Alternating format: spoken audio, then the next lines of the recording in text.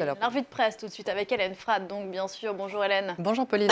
À la une de la presse de ce lundi, la propagation du coronavirus en Chine où la progression de l'épidémie semble toutefois se stabiliser. Malgré cette stabilisation, le pic de l'épidémie n'aurait pas encore été atteint, selon les experts cités par The Global Times, qui évoquent un moment décisif, une phase cruciale de la lutte contre le virus, notamment dans la province de Hubei, l'épicentre de l'épidémie, où les autorités font toujours face à des problèmes de transport, d'approvisionnement en médicaments et en matériel.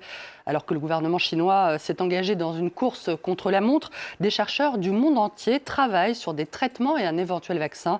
D'après la Croix, ils testent notamment des molécules ayant fait leurs preuves dans d'autres maladies virales, en cherchant à trouver la bonne combinaison pour lutter contre le coronavirus chinois.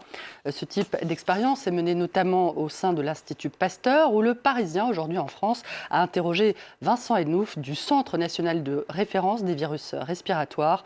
Selon ce chercheur, la mortalité du coronavirus est passée de 3 à 2% depuis son apparition, 80% des victimes étant des personnes âgées et 75% souffrant déjà d'autres maladies. En tout cas, la gestion de l'épidémie par Pékin a fait naître de nombreuses critiques, Hélène, y compris en Chine. Les Échos évoquent une épreuve politique majeure pour le régime, particulièrement critiqué depuis la mort la semaine dernière du docteur et lanceur d'alerte Li Wenliang, qui avait été sanctionné au début du mois de janvier pour avoir voulu alerter sur l'émergence de l'épidémie. D'après le quotidien économique, son décès a soulevé une vague de chagrin et de colère sans précédent sur les réseaux sociaux chinois, les internautes déplorant la mort d'un héros, certains incluant même le hashtag « Je veux la liberté d'expression » dans leur message, avant d'être évidemment rapidement censurés. En tentant de dissimuler l'arrivée du virus, en arrêtant et en punissant les lanceurs d'alerte et en minimisant la gravité de la maladie, le pouvoir de Pékin a en fait aggravé la situation. Le masque hygiénique destiné à protéger les Chinois de la contamination s'est symboliquement doublé d'un bâillon censé cacher en vain l'impéritie d'un régime totalitaire, accuse ce matin le quotidien français Libération. Quand la censure tue. À la une également, Hélène, l'approbation, c'était hier en Suisse par référendum d'une loi qui interdit la discrimination fondée sur l'orientation sexuelle. Le Temps salue un signal fort contre l'homophobie, approuvé par plus de 63% des Suisses. La loi sanctionnera désormais l'homophobie au même titre que le racisme, d'où ce dessin de Chapat montrant un néo-nazi déclarant à un ami « Là, j'oserais plus révéler à mes parents mon homophobie ». D'après le journal suisse, les associations LGBT saluent une journée historique et mettent maintenant le cap sur leur prochain objectif, le mariage pour tous. En Irlande, à présent, les électeurs ont voté, c'était samedi pour les législatives, un scrutin marqué par la percée sans précédent du Sinn Féin. À l'issue d'une première phase du décompte des voix, le Fine Gael du Premier ministre Leo Varadkar est supplanté par le Parti républicain qui décroche un résultat historique selon The Financial Times, qui montre, on le voit à la une, la joie de la chef du Sinn Féin, Mary-Lou McDonald. La percée du Sinn Féin marque une recomposition politique majeure, annonce The Irish Times, à propos de la formation qui milite, on le sait, pour la réunification de la province britannique d'Irlande du Nord avec la République d'Irlande.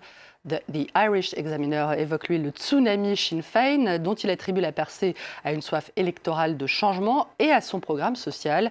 Le Sinn Féin doit davantage son succès relatif à l'impatience des jeunes électeurs vis-à-vis de la situation économique et aux problèmes sociaux, qu'à une résurgence du républicanisme, commente également ce matin The Guardian au Royaume-Uni. Le Royaume-Uni, Hélène, qui affronte comme une grande partie du nord de l'Europe depuis hier la tempête Chiara, qui continue donc de souffler dans la région. Les liaisons maritimes transmanche suspendues jusqu'à nouvel ordre, des dizaines de milliers de personnes privées d'électricité dans tout le pays, plusieurs cours d'eau sortis de leur lit, provoquant des inondations et des effondrements. Le gratuit métro, comme l'ensemble de la presse britannique, évoque déjà la tempête du siècle, tandis que The Guardian fait état du chaos créé par la tempête Chiara, en particulier dans les transports. La tempête qui semble en revanche avoir beaucoup amusé les cyclistes néerlandais qui ont participé hier à la NK Tegen Windfietsen, le championnat des Pays-Bas de vélo contre le vent. Une course qui ne se déroule que si et seulement si il fait un vent à décorner les bœufs. D'après les organisateurs cités par nos confrères de France Info, cette édition a été particulièrement réussie avec un vent de force 9 à affronter de face, évidemment. Le vainqueur de l'épreuve est un certain Max de Jong qui l'a emporté en parcourant 8,5 km en 20 minutes et 30 secondes, pas franchement supersonique. Merci beaucoup Hélène et à tout à l'heure dans Paris Direct.